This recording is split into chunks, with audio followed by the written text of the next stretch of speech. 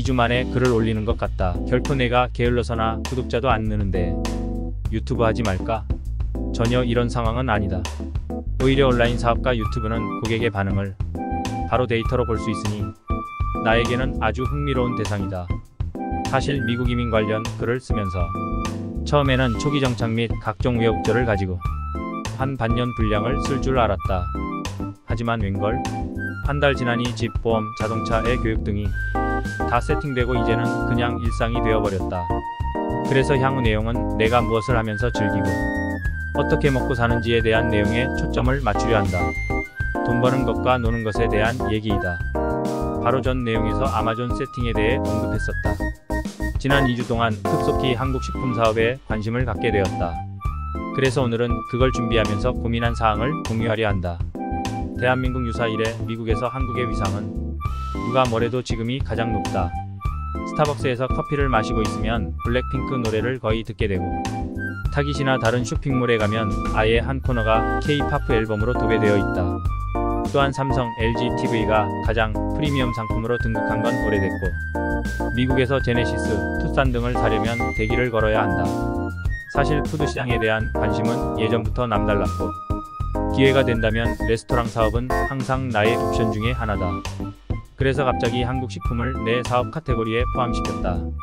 시장 조사는 주로 H마트나 자이언마트에서 팔리는 물건이 어떻고 단가가 어떻고로 시작했다. 그리고 동일한 제품이 코스트코, 트레이더조, 엘버천에서는 어떻게 팔리는지 비교 검토했다. 이제는 장 보러 가는 것도 하나의 낙이 됐다. 아이템은 몇 가지 선정했고 팔기 위해 몇 가지 절차가 필요한데 내가 고민한 방식은 크게 두 가지이다. 한국에서 소싱할 것인가? 미국에서 소싱할 것인가? 미국에 이미 들어와 있는 걸 여기서 팔아서 당연히 승산이 높지 않으므로 한국에서 소싱하는 것으로 시작했다. 그런데 갑자기 드는 생각은 손익보다는 빨리 준비해서 일단 미국 소비자들에게 팔아보고 반응에 따라 아이템을 축소 또는 확대하면서 탄력적으로 대응하자는 생각이 들었다.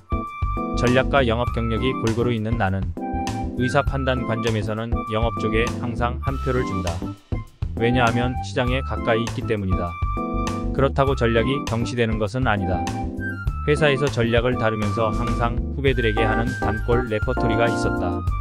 신입사원이나 타부서 전배 인력이 있어 OJT를 할 기회가 있으면 물론 지극히 사적인 견해지만 나는 을에 이런 질문을 던졌다. 회사 전략 관점에서 가장 중요한 한 단어를 꼽는다면 나는 성장 그로스를 꼽았다. 그렇다면 굳이 어떤 성장인지 한 단어를 추가한다면 나는 지속 가능한 성장이라고 설명했다. 폼나게 시장 분석, 중장기 전략 등을 수년 동안 떠들고 다니다가 이 시장이 실제는 어떻게 돌아가는 것일까?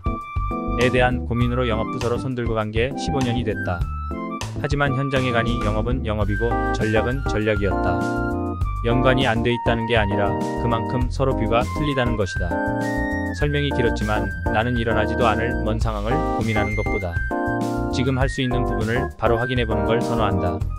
꼰대 정신으로 영업부서에서 후배 OJT를 할 때는 우리는 일단 뛰면서 동시에 생각한다가 나의 모토였다. 다시 식품 사업으로 돌아가서 한국에서 도매업자와 협상하고 브랜딩하고 포장 관련 패키징하고 FDA 승인받고 당연히 해야 할 일이지만 그래도 한 세월이다.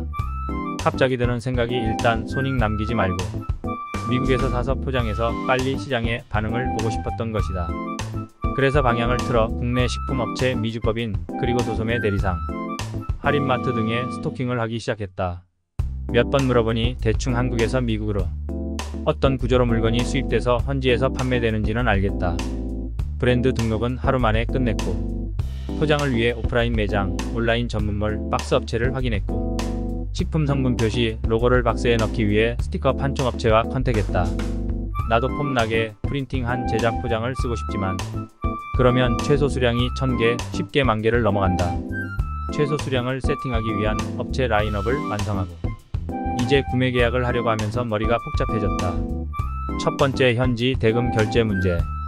나는 한국 법인을 설립했고 미국에서 구매하려니 카드 결제를 하거나 계좌 이체를 해야 하는데 신규 법인이라 신용카드는 발급받았으나 긁어서 하는 신용카드 결제는 국내에서만 가능하다.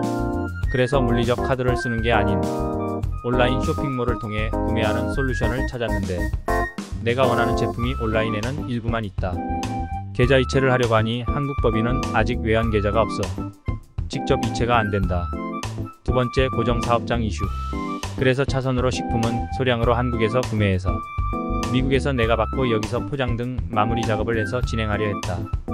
그럼 여기서 내가 받을 때 수입자는 누구인가? 그리고 세법 관점에서는 내가 하는 포장 행위를 어떻게 해석할 수 있는가? 인터넷 찾아보고 챗GPT 돌려보고 아는 회계사 문의해보니 이론적으로는 미국에서 내가 하는 포장 포함 행위를 고정 사업장으로 간주하여 미국 내 세일즈 텍스를 부과할 수 있다는 것인데 나는 개인이고 미국 내 법인이 없다. 아, 이러면 장기적으로 보이는데. 그래서 원래 하려고 했던 한국 내 구입 및 포장 후 물류사를 통해 미국 내 아마존 창고에 직입과하는 원래 방법으로 돌아갔다. 이 경우 물류사가 특정 금액 미만은 임포트 어브러 코드를 제공하고 즉 법적으로 수입자 역할을 해주고 또한 온라인 판매를 목적으로 미국 법인이 없는 해외 법인이 수출하는 경우 미국 수입 시 수출자 명예 통관 방식이라는 게 있다. 결국 원칙대로 하면 이슈가 될 만한 게 없다. 물론 미국 내에서 사업을 키우고 적극적으로 해보려면 당연히 미국 내 법인을 통해 하는 것이 맞다. 하지만 사업 규모가 미미한 초기에는 수출 기업으로서 한국에서의 지원도 이것저것 챙겨보는 것이 유리하니 일단은 사업이 어느 정도 궤도에 오를 때까지는 한국 법인을 활용할 생각이다. 대금 결제 및 고정 사업장 이슈는 사실 해외 사업에 단연간 몸담아왔던 나로서는 너무나도 당연한 일들이었다. 근데 문제는 이미 해외 법인이 설립되어 있다거나 해외 세법 포함 세금 문제를 전적으로 해결해주는 전문 부서가 있으니 나는 영업만 하면 됐다. 하지만 내가 해보니 알고는 있었지만 하나하나 처음부터 고민해봐야 되고 백지에서 없는 부분은 세팅하면서 진도를 나가야 한다. 아, 대기업 25년 경력의 전략, 마케팅, 영업에 대한 나의 전문성은 경험만 가져가고 처음부터 다시 시작하자. 너무 뻔한 것들을 내 손으로 한 땀 한 땀 하려 하니 오히려 다시 신입사원이 된 것처럼 의욕이 불끈 솟는다. 내일은 어떤 뻘짓을 하고 있을지가 기대되며 이 글을 보면서 한심하다는 듯 혀를 차고 있을 사업의 형, 동생, 누님들의 조언은 언제든 겸손히 받도록 하겠습니다.